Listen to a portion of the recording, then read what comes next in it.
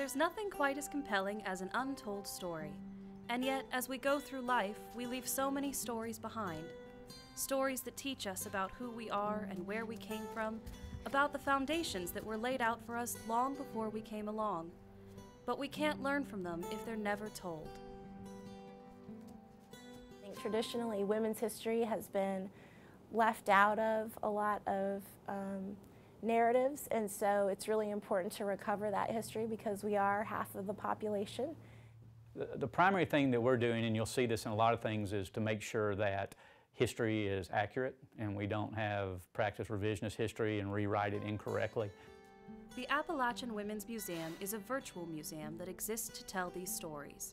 Stories of women like Gertrude Dills McKee or the Monteith sisters. Stories of strong Appalachian women who broke through stereotypes to set the foundation of the community we have today. But it's difficult to tell these stories when the museum has no physical foundation itself. As a beautiful example of Appalachian history and past home of the late Monteith sisters, the Monteith Farmstead has the potential to be that foundation.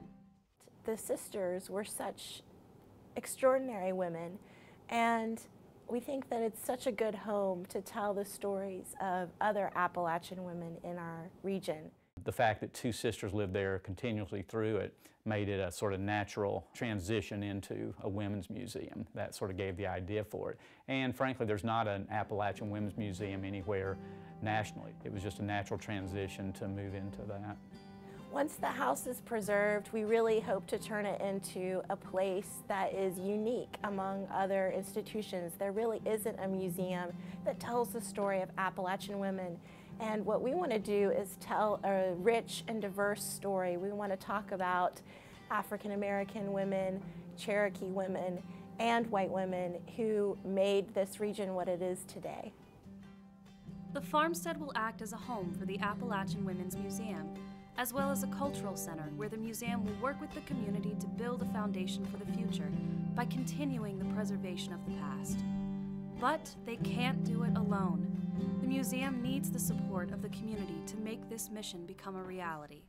You're preserving something that will last. The stories are very important to preserve. It's easy to preserve a building. It's easy to create a very pristine site that is 100, 200 years old, but are you preserving it right? Without the support of the community, the Monteith Farmstead will be lost, and with it, all the stories and lessons that have yet to be learned.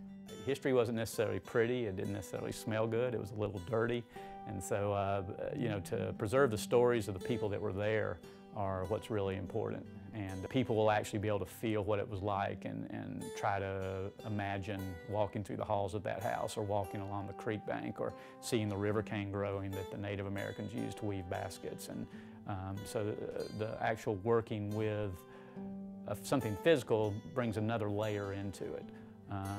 It's definitely the most difficult way to proceed for us. It would have been easy just to make a virtual museum, but this is a once-in-a-lifetime chance to preserve this house, and so we feel we have to take it.